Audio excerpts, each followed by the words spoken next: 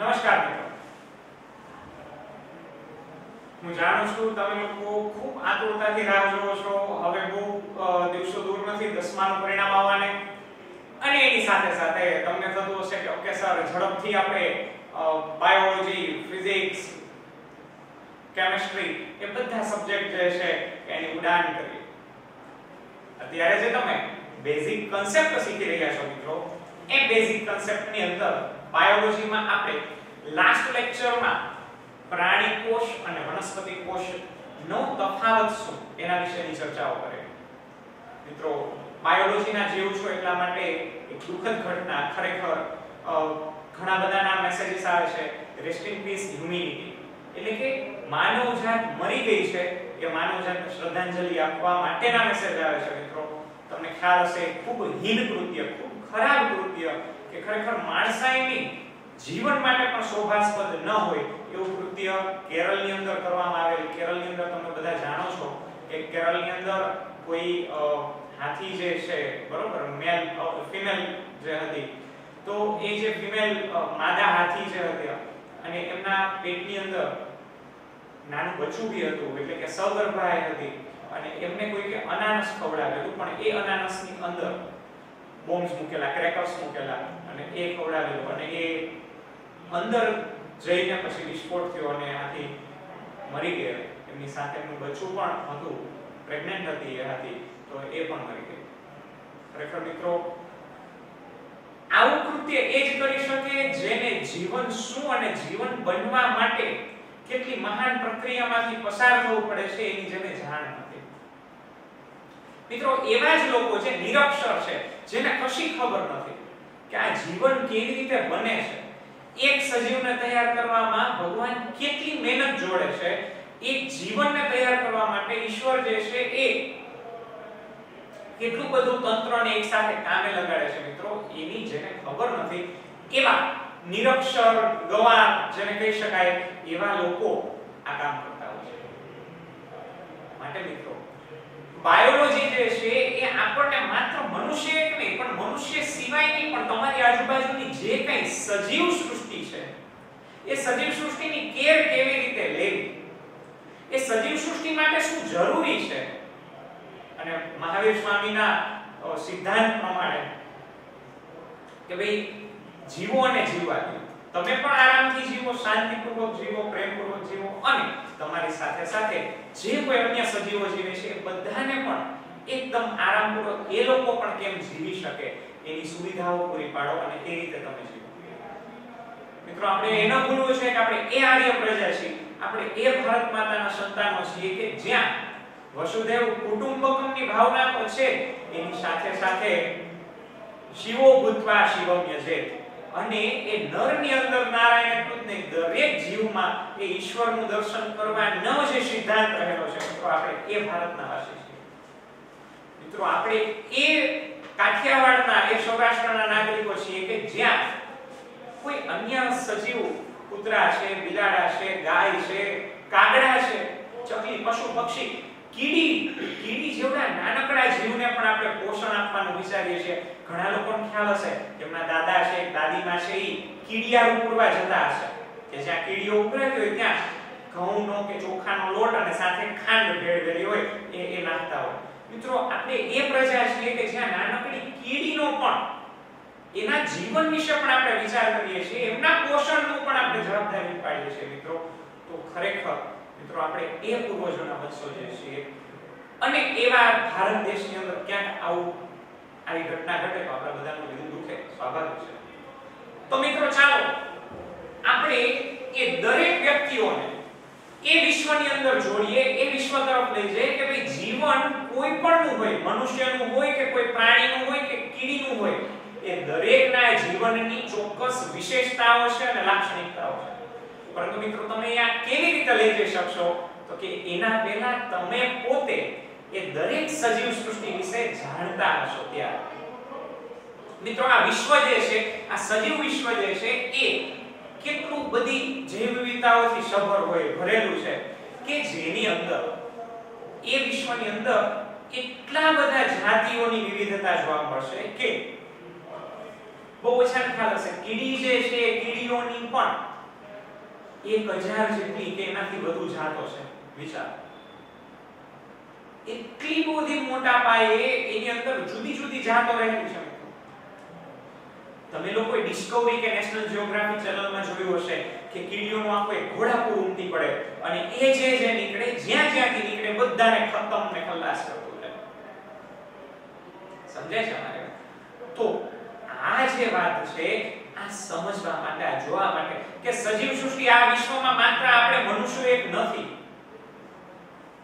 આપણા કરતા પણ વધુ કિંમતી અને વધુ સમજદાર એવી સજીવ સૃષ્ટિઓ આ લોકની અંદર આ પૃથ્વી લોક ઉપર વિચરે છે જીવે છે તો એના માટે મિત્રો પ્રાણી સૃષ્ટિ તો પ્રાણીઓમાં કેટલા બધા સમુદાયો છે સંધિપાતીઓ મૃદુકાય સરીસૃપો ઉભયજીવીઓ વિહંગો આવી જુદી જુદી જે કઈ સજીવ સૃષ્ટિ છે એ સજીવ સૃષ્ટિનો અભ્યાસ કરવો છે તો તમને થશે સર સૃષ્ટિ જે છે એ સૃષ્ટિ કેવી રીતે નિર્માણ પામે કેવી રીતે આઈડેન્ટિફાઈ કરવા આ વનસ્પતિ છે અને આ પ્રાણી છે મિત્રો કાલે આપણે પ્રાણી કોષ એટલે કે લાસ્ટ લેક્ચરમાં આપણે પ્રાણી કોષ અને વનસ્પતિ કોષોનું વર્ગીકરણ કરેલું ઘણા લોકો એ સિવાયના વર્ગીકરણ પણ મોકલાવેલા બરોબર વૃત્તિક અગારા છે મીન્સ એ ઘણા બધા વિદ્યાર્થીઓ છે ઓકે મોરડિયા છે તો એ લોકોએ હટકે કંઈક અલગથી વિચારીને પોતે મોકલેલું તો એ જે વસ્તુ છે કે પ્રાણી કે વનસ્પતિ how we can identify how we can isolate them એને અલગ કેવી રીતે તારવી શકાય તો એ તારવવા માટે આપણે લાસ્ટ લેક્ચરની અંદર જે મુદ્દાઓ જોયેલા કે ભાઈ જે પ્રાણી છે અથવા જે સજીવ મળેલું છે એ સજીવનો કોષ લઈ લો અને એ કોષની લાક્ષણિકતાનો અભ્યાસ કરો જો એ કોષ દિવાલ ધરાવતી હોય રસધાની બહુ મોટા પાયે હાજર એવા બધા મુદ્દા હોય તો એ મુદ્દાઓ જેમાં હાજર હોય એ કેરેક્ટરિસ્ટિક્સ જેમની પાસે હોય એવા કોષને વનસ્પતિ કોષ કહેવાય અને ઘણા એવું મૂક્યું છે કે સર પ્રાણી કોષમાં શું રસધાનીઓ હોતી જ નથી હોય છે મિત્રો પ્રાણી કોષ જે છે એમાં પણ રસધાનીઓ હોય છે પરંતુ કેવા તો કે અમીબા કેવા નિમ્ન કક્ષાના જે પ્રાણીઓ છે એમાં હોય અને છતાં પણ કેવી તો કે કોન્ટ્રાક્ટાઇલ એટલે કે આકુંચક રસધાની બહુ જ સંકોચન પામેલી નામ પૂરતી નાનકડી એવી રસધાની હોય તો બીજા પ્રશ્નો એવા આવેલા કે સર વનસ્પતિ જે છે એમાં લાઇસોસોમ્સ હોતા જ નથી ના નથી હોતા સામાન્ય રીતે મિત્રો ઉચ્ચ કક્ષાની વનસ્પતિ છે એવી વનસ્પતિઓમાં લાઇસોસોમ્સ હોતા નથી અને એ લાઇસોસોમ્સ કામ કોણ કરે છે લાઇસોસોમ્સ ની જગ્યાએ એવું કામ કોણ કરશે તો કે એની રસધાનીઓ જે છે એ રસધાનીઓ અને એમાંથી છૂટી પડેલી પુટિકાઓ જે છે એ એના જે કામ કરે છે બીજી વાત કેવી રીતે વનસ્પતિ હોય ચલો વનસ્પતિ કોષ છે તો વનસ્પતિ છે તો એ વનસ્પતિ કોષની રચના કેવી હશે તો આજે આપણે વનસ્પતિ કોષની રચના ડ્રો કરવી છે અને એમાં જોઈએ તો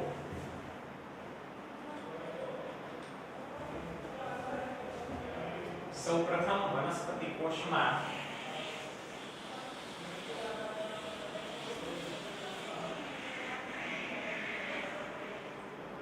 કોષ દિવાલ આવેલી છે મિત્રો અગત્યની લાક્ષણિકતા કે વનસ્પતિ કોષમાં કોષ દિવાલ આવેલી હોય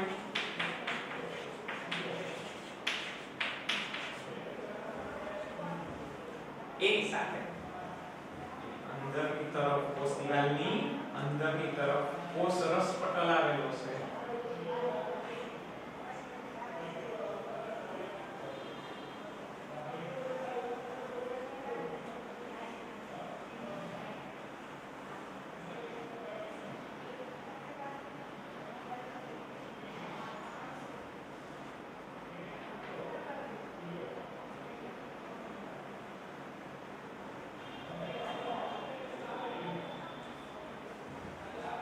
કોષ દિવાલની અંદરની તરફ કોષ રસ પટલ આવેલું હશે.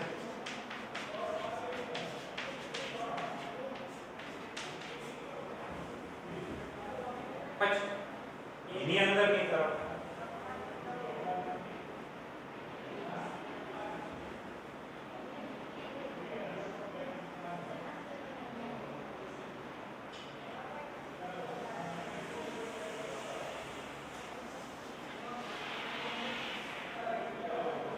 આવડી મોટી મિત્રો મેં તમને કીધું હતું કે રસધાનીઓ ખૂબ મોટા પાયે રસધાની બહુ વિશાળ કદની રસધાની આવેલી હોય છે. આ રસધાની આવેલી હોય છે.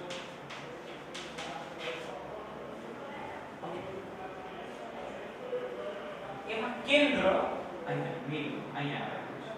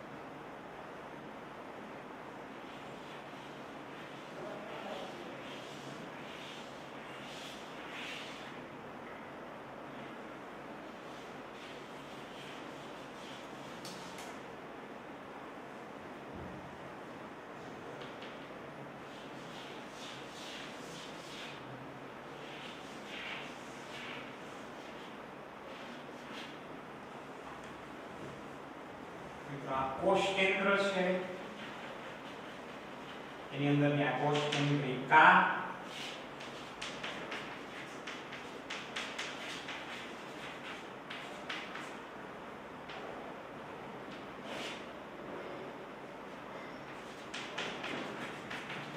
કેન્દ્ર પટલ છે. એની અંદર કોષ કેન્દ્ર પ્લસ મિત્રો આ જે દેખાય છે તમને એ શું છે તો કે અંતઃ કોષ રસજાળ. અંતઃ કોષ રસજાળ છે મિત્રો. એમાં પણ અંતઃ કોષ રસજાળ કેવી તો કે રિબોઝોમ યુક્ત ખરબચડી સપાટી ધરાવતી. Right okay. પછી એની સાથે સાથે અહીંયા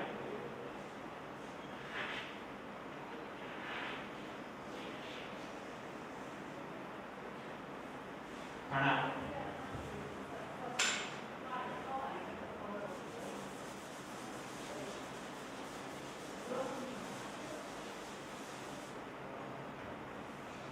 ગોલ્ગી કાય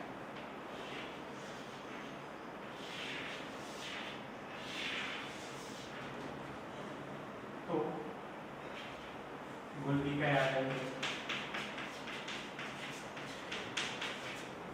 એની સાથે સાથે મિત્રો જો વનસ્પતિ કોષમાં કેટલી રચનાઓ નવીન છે તો એના નામ આપણે લખી લઈએ. રસધાની હોય તો એના આપણે કહેશું વેક્યુઓલ્સ.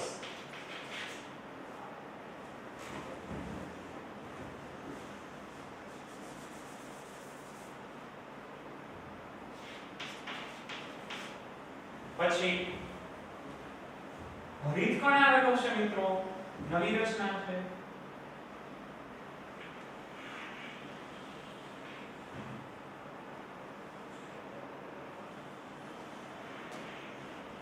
બેવડી પટલ में रचना છે. હરિતકણ છે એ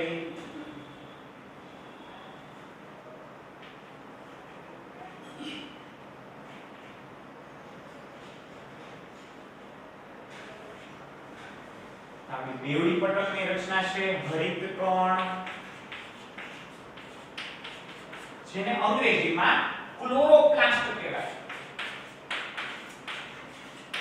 મિત્રો અંગ્રેજીના એટલા માટે લખાવું છું કે આપણે પછી આગળ જતા નીટની અંદર અથવા તો કોઈ પણ સારી એવી અંગ્રેજી રેફરન્સ બુક વાંચવી હોય ત્યારે તમને યાદ રહે.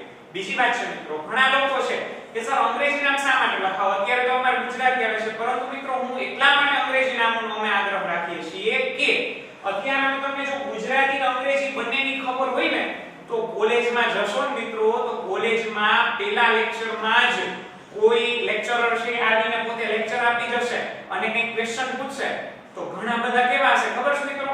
બધું ઉપરથી, તમને ઉપરથી નહીં જાય, એટલે કે તમને ઈ વસ્તુ સમજાઈ જશે. હવે એ લેક્ચરર આવીને સીધો અંગ્રેજીમાં જ ચાલુ કરી દેશે કે ક્લોરોપ્લાસ્ટ ની ગ્રેન આ ગ્રેન એક્સ વાય ઝેડ, અને તમને એમ થાય કે હારું ક્લોરોપ્લાસ્ટ એટલે શું ખબર જ નથી. વોટ્સ માઇટોકોન્ડ્રિયા તમને ખબર જ નહીં, બાગાંજે બેઠા હશો નહીં. અમે એવો આગ્રહ રાખીએ છીએ કે આ સંસ્થામાંથી ભણેલ વિદ્યાર્થી બીએસસી કરવા જાય તો પણ અથવા તો કોઈ પણ ફિલ્ડમાં ગ્રેજ્યુએશન કરવા જાય તો એના પહેલા જ લેક્ચરની અંદર ભલે અંગ્રેજીમાં લેક્ચર હોય છતાં પણ એ વિદ્યાર્થી એ સમજી પણ શકે અને એનો જવાબ પણ આપી શકે. અને મિત્રો ત્યાં જઈને first impression is the last impression. જો એ લેક્ચરરની સામે તમે અંગ્રેજીની અંદર જવાબ આપી શકશો તો એ લેક્ચરરના દિલમાં તમે વસી જશો. વાહ, આ વિદ્યાર્થી ખૂબ સારો. ક્લાસની અંદર જમાવટ થઈ જશે મિત્રો. માટે ગુજરાતીની સાથે સાથે હું અંગ્રેજી શબ્દોનો પણ આગ્રહ રાખું છું. જોઈ લેજો. ચલો આગળ. તો હરિત કણ ક્લોરોપ્લાસ્ટ, હરિત દ્રવ્યયુક્ત કણ. બેવડી પટલની રચના હોય મિત્રો. આની અંદર જે મેં ગ્રુપ એવી છે એ ગ્રેના છે, રાઈટ? અને એને જોડતા પટલ આંતરગ્રેના પટલ જોઈશું આપણે. હરિત કણની રચનાને પણ ઝૂમ કરીને જોઈશું, એને ખૂબ ડીપલી સમજશું. એની સાથે સાથે ઘણા સૂત્રો છે.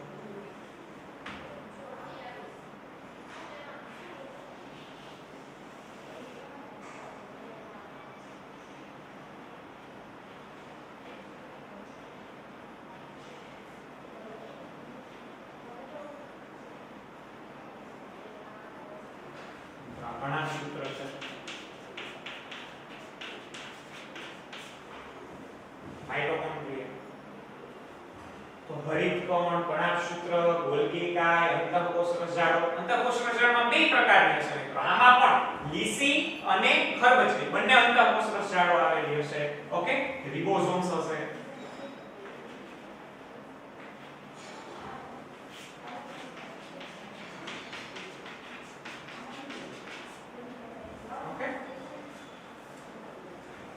એની સાથે સાથે પેરોક્સિસોમ બી હશે મિત્રો.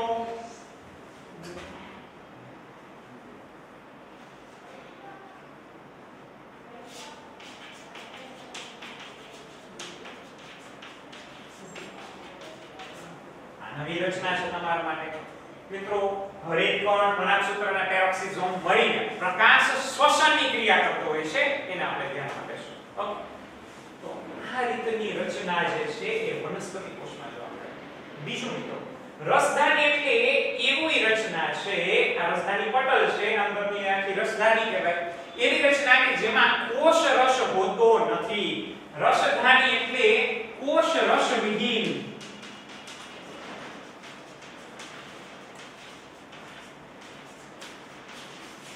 રસધાની એટલે કોષ રસ વિહીન પ્રદેશ. બીજું મિત્રો, આની અંદર માઇક્રોટ્યુબ્યુલ્સ બી હશે, સૂક્ષ્મ નલિકાઓ.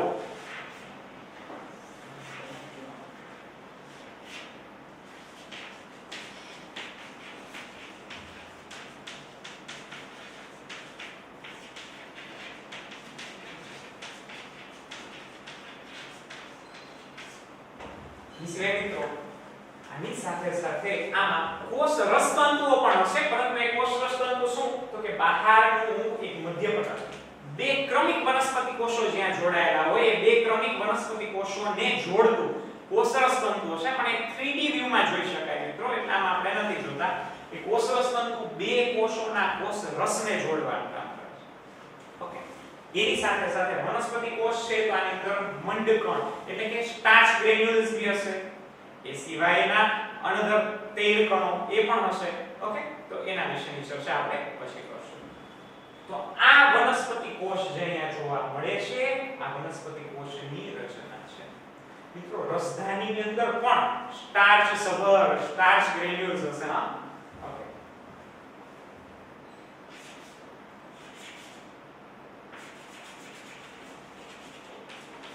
એકદમ આમ શાઇનિંગ ટાઈપના જોવા મળે એ ટાઈપના સ્ટાર્ચ કણો.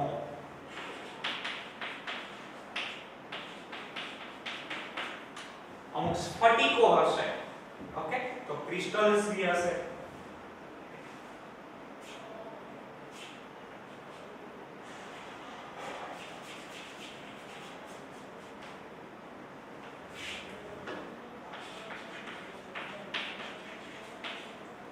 સ્ફટિકની રચનાઓ પણ એમાં જોવા મળશે. ઓકે મિત્રો, રસ ધાની એટલે એની અંદર કોષ રસ નહીં હોય, બાકી ઘણા દ્રવ્યો અંદર હશે. આ રસધાની શું કામ કરે તો કે કોષની આકૃતિના નિયમનનું કામ કરે. ઓકે ફ્રેન્ડ્સ, તો આજે આપણે વનસ્પતિ કોષની રચના જોઈ. તો આજે આપણે વનસ્પતિ કોષની રચનાને અહીંયા પૂરી કરીએ છીએ. ઘણાને એવું છે કે સર આમાં તારાકેન્દ્ર ગેરહાજર હશે. ઓકે ફ્રેન્ડ્સ, લાઇસોસોમ્સ ગેરહાજર હશે. ઓકે, સારું મિત્રો. તો વનસ્પતિ કોષ અને પ્રાણી કોષ એની આકૃતિ ઘરે એક વખત ડ્રો કરી લેજો. ઓકે, અને એની સાથે સાથે એને ખૂબ સારી રીતે સમજવાનો પ્રયત્ન કરજો. Okay friends, good bye.